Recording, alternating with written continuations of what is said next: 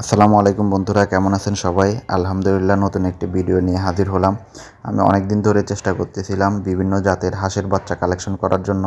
তো আমি এভাবে চেষ্টা করতেছিলাম যেন একজনের কাছে সব জাতের হাঁসের বাচ্চা পেয়ে যাই। তো অবশেষে ফেসবুকে ঘাটাঘাটি করতে করতে আমি এক ভাইয়ের সন্ধান পাই যার কাছে কয়েকটি জাতের হাঁস ছিল। তো আমি চট্টগ্রাম শহর থেকে ওনার লোকেশন হাটহাজারী আমান বাজারে চলে যাই এবং সেখানে গিয়ে যেটা দেখি ওনার কাছে রাজহাঁস ছিল, তারপর ছিল বেইজিং, চীনা, এরপর দেখলাম যে ব্ল্যাক হোল, এই জাতের হাঁসগুলো মোটামুটি আমি 4-5টা জাতের হাঁস আমি ওনার কাছে পেয়ে যাই। তো এরপর আমি যেটা করি, এখানে দেখতে পাই যে রাজহাঁসের বাচ্চা মোটামুটি কয়েকটা কালারে ছিল, যেমন ছিল সাদা, তারপর ছিল অ্যাশ কালার এবং সাদা এবং অ্যাশ কালার মিক্স একটা ছিল।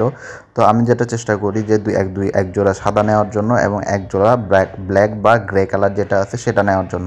তো ওনার কাছে সাদা যেহেতু এক জোড়াই ছিল, উনি এটা বিক্রি করতে চাই নাই ফার্স্টে। তো পরে আমি ওনার থেকে রিকোয়েস্ট করে বাচ্চা দুইটা নিয়ে নিই এবং সাদা বাচ্চাগুলো আগে নিয়ে ফেলি, তারপর হচ্ছে যে গ্রে কালারের বাচ্চা দুইটা নেই। তো এরপর আমি যেটা করি সেটা হচ্ছে ওনার থেকে দুইটা ব্ল্যাক হোল জাতের হাঁস, তারপর হচ্ছে যে তিনটা বেজিং হাঁস, এগুলো নিয়ে ফেলি। কারণ হচ্ছে যে আমি চেষ্টা করতেছিলাম যে ওনার কাছে যা যা আছে সেগুলো দুইটা তিনটা করে বা একটা দুইটা করে নেওয়ার জন্য। তো এগুলো নেওয়ার পরে তারপর হচ্ছে যে আমি এক জোড়া চীনা হাঁস নিয়ে ফেলি, কারণ চীনা হাঁসগুলো ওনার কাছে মোটামুটি মাসাল্লাহ দিলে অনেক হেলদি এবং সুন্দর ছিল।